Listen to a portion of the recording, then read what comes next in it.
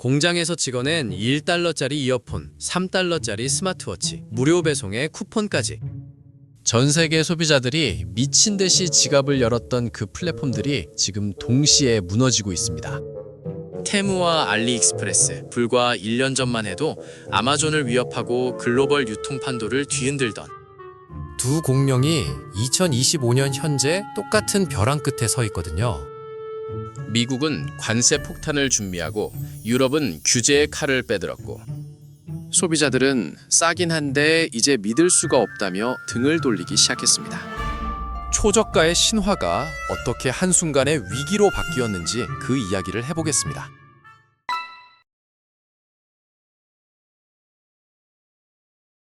먼저 테무가 어떻게 여기까지 왔는지를 짚어봐야 합니다. 테무는 2022년 미국에 진출하면서 정말 미친 듯이 성장했는데 불과 2년 만에 70개국 이상으로 서비스를 확장했고 모 회사인 PDD 홀딩스 매출의 23%를 차지하는 핵심 사업으로 떠올랐습니다. 이 속도가 얼마나 무서웠냐면 미국에서 앱 다운로드 수 1위를 찍는 날이 수두룩했고 슈퍼볼 광고에 수백억 원을 쏟아부으며 미국 소비자들 머릿속에 테무라는 이름을 각인시켰거든요. 아마존도 긴장할 정도였습니다. 그런데 이 폭발적인 성장 뒤에는 위태로운 구조가 숨어 있었습니다. 테무의 성장 공식은 단순했는데 미친 듯이 싸게 팔고 배송비는 무료로 밀어붙이고 쿠폰은 폭탄처럼 뿌리는 겁니다. 소비자 입장에서는 천국이었죠. 1달러짜리 블루투스 이어폰, 3달러짜리 스마트워치, 무료 배송에 가입만 해도 쿠폰팩이 쏟아지니까 안 살 이유가 없었습니다. 하지만 이건 전부 모 회사의 보조금으로 버티는 구조였고 언젠가는 한계 없는 비즈니스 모델이었던 거죠.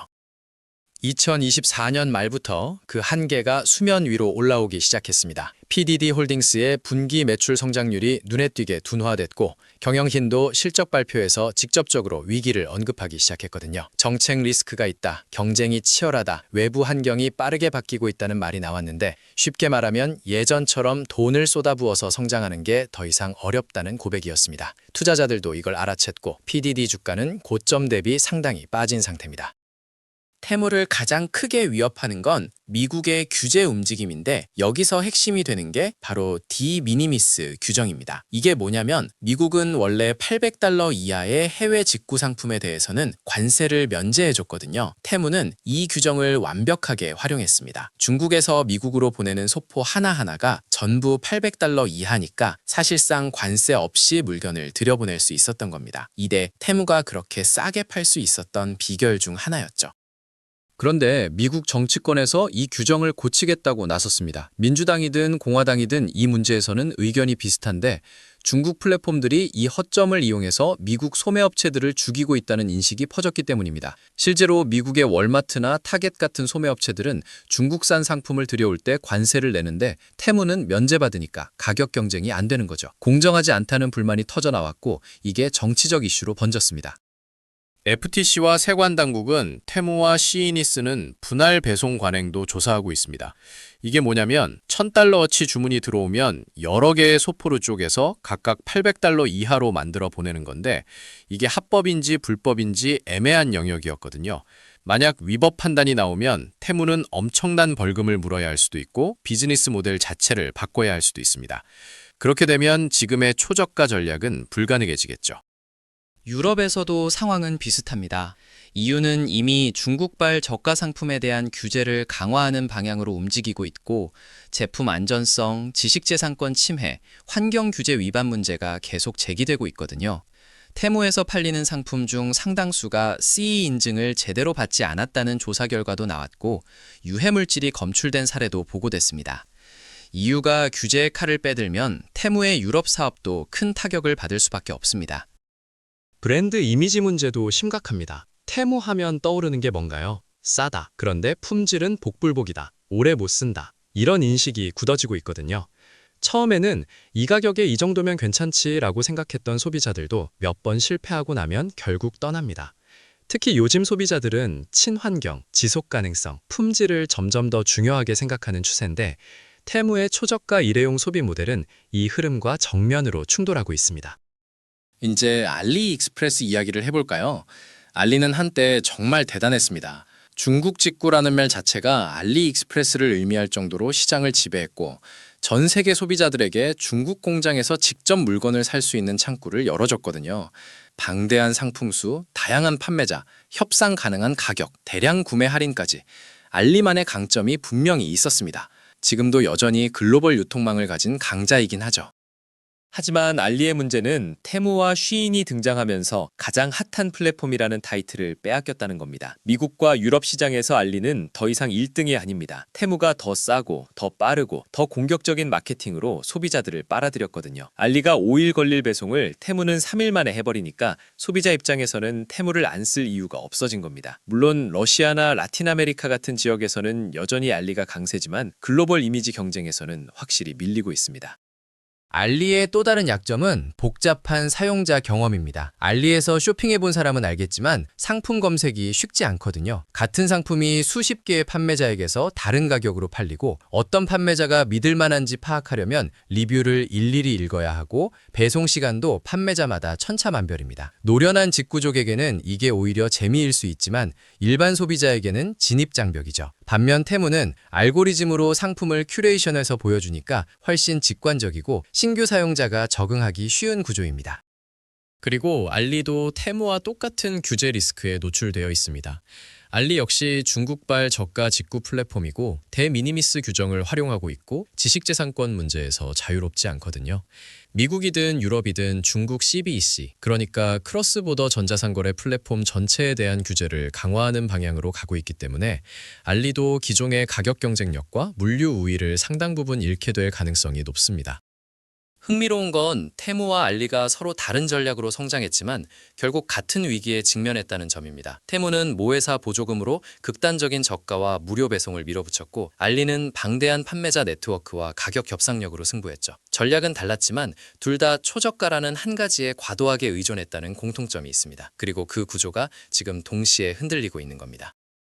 물류비가 오르고 있습니다. 중국에서 미국이나 유럽까지 소포를 보내는 비용이 예전보다 확실히 비싸졌거든요. 국제 운송료가 전반적으로 올랐고 특히 항공화물 비용이 크게 뛰었습니다. 테무처럼 무료 배송을 밀어붙이는 플랫폼에게 이건 치명적인데 배송비를 전부 회사가 부담해야 하니까 팔면 팔수록 손해가 커지는 상황이 벌어질 수 있거든요. 알리는 배송비를 판매자나 구매자에게 전가하는 구조라 조금 낮지만 그만큼 가격 경쟁력이 떨어지는 문제가 생깁니다. 마케팅 비용도 문제입니다. 테무가 미국에서 쏟아부은 광고비가 얼마인지 아세요? 2023년 한 해에만 20억 달러, 한화로 2조 6천억 원 이상을 광고했었다는 추정이 나옵니다. 슈퍼볼 광고, 인플루언서 마케팅, 앱 다운로드 보상 프로그램, 모든 채널에 돈을 뿌렸죠. 이게 성장기에는 투자로 볼 수 있었지만 성장이 둔화되는 시점에는 감당하기 어려운 비용이 됩니다. 마케팅비를 줄이면 신규 유입이 줄고 유지하면 수익성이 악화되는 딜레마에 빠지는 거죠. 환경과 지속 가능성 이슈도 점점 커지고 있습니다. 테무와 알리에서 팔리는 상품들, 솔직히 오래 쓰라고 만든 물건이 아니잖아요. 싸게 사서 잠깐 쓰고 버리는 이른바 패스트 패션이나 패스트 제품의 전형인데 이게 환경에 미치는 영향이 심각하다는 비판이 거세지고 있습니다. 유럽에서는 특히 이 문제가 정치적 이슈로 떠올랐고 일회용 소비를 조장하는 플랫폼에 대한 규제가 강화될 가능성이 높습니다. 저품질과 안전성 문제도 발목을 잡고 있습니다. 테무와 알리에서 판매되는 일부 상품에서 유해 화학물질이 검출되거나 전자제품이 안전기준을 충족하지 못한 사례가 계속 보고되고 있거든요. 미국 소비자제품안전위원회에서 리콜 조치가 나온 상품도 있고 유럽에서는 RFEX라는 위험제품 경보 시스템에 중국발 저가 상품이 자주 등장합니다. 이런 뉴스가 쌓이면 플랫폼 전체에 대한 신뢰가 무너지겠죠. 지식재산권 침해 문제는 예전부터 있었지만 최근 들어 더 심각하게 다뤄지고 있습니다. 테무와 알리에서 짝퉁 명품, 위조 상품, 태커 침해 제품이 버젓이 팔리고 있고 이에 대한 브랜드들의 소송과 규제 당국의 단속이 강화되는 추세입니다. 플랫폼들도 단속을 하긴 하지만 워낙 상품 수가 많고 판매자가 많다 보니 완벽하게 막기가 어렵고 이 문제로 인한 법적 리스크와 이미지 손상이 계속되고 있습니다. 앞으로 어떻게 될까요? 몇 가지 시나리오가 있습니다. 테무와 알리가 비즈니스 모델을 바꿀 가능성이 있는데 초저가 전략을 일부 포기하고 마진이 더 높은 상품으로 방향을 틀거나 품질 관리를 강화해서 싸지만 괜찮은 이미지를 만들려고 할 수 있습니다. 실제로 테무는 최근 일부 상품의 가격을 올렸다는 분석이 나오고 알리도 프리미엄 라인을 강화하려는 움직임이 있거든요. 아니면 규제를 피해서 새로운 시장을 찾을 수도 있습니다. 미국과 유럽이 어려워지면 동남아시아, 아프리카, 중동 같은 시장으로 눈을 돌리는 거죠. 실제로 이 지역들은 아직 규제가 상대적으로 느슨하고 초저가 상품에 대한 수요가 높습니다. 다만 이 시장들이 미국이나 유럽만큼 구매력이 있는 건 아니라서 성장의 질이 달라질 수 있습니다. 가장 극단적인 시나리오는 이 플랫폼들이 서방 시장에서 퇴출당하는 겁니다. 디미니미스 폐지, 관세 부과, 통관 강화가 동시에 일어나면 지금의 비즈니스 모델은 유지가 불가능해질 수 있거든요. 물론 완전히 사라지지는 않겠지만 지금과 같은 규모로 사업을 하기는 어려워질 겁니다. 그리고 그 빈자리를 누군가 채우겠죠. 미국의 아마존이 될 수도 있고 또 다른 중국 플랫폼이 될 수도 있고 아예 새로운 형태의 서비스가 나올 수도 있습니다. 결국 우리가 보고 있는 건 초저가 글로벌 쇼핑이라는 모델 자체의 시험대입니다. 테무와 알리가 증명한 건 중국 공장에서 전 세계 소비자의 문화까지 놀라울 정도로 저렴하게 물건을 배달할 수 있다는 거였죠. 하지만 그 과정에서 관세는 피하고 안전 규제는 우회하고 환경 비용은 무시했던 측면이 있습니다. 지금 터져나오는 위기는 어쩌면 그 비용을 치르는 과정일 수 있습니다. 소비자인 우리 입장에서는 어떻게 해야 할까요? 당장은 아직 테무나 알리에서 싸게 물건을 살 수 있습니다. 하지만 앞으로는 가격이 오르거나 배송이 느려지거나 아예 특정 상품을 구하기 어려워질 수 있다는 걸 알아둘 필요가 있겠죠. 그리고 이 가격이 정상인가? 라는 질문도 해볼 만합니다. 너무 싼 물건에는 어딘가에서 누군가가 비용을 대신 치르고 있는 경우가 많으니까요. 테무와 알리익스프레스의 동반 위기. 이건 단순히 두 회사의 문제가 아니라 글로벌 전자상거래의 판이 바뀌고 있다는 신호일 수 있습니다. 싸게 많이 사는 시대가 정말 끝나가는 건지 아니면 또 다른 누군가가 새로운 방식으로 이 시장을 뒤집을 건지 앞으로 몇 년이 중요할 것 같습니다. 확실한 건 지금 이 순간 테무와 알리 모두 전성기는 지났고 험난한 길이 앞에 놓여 있다는 사실입니다.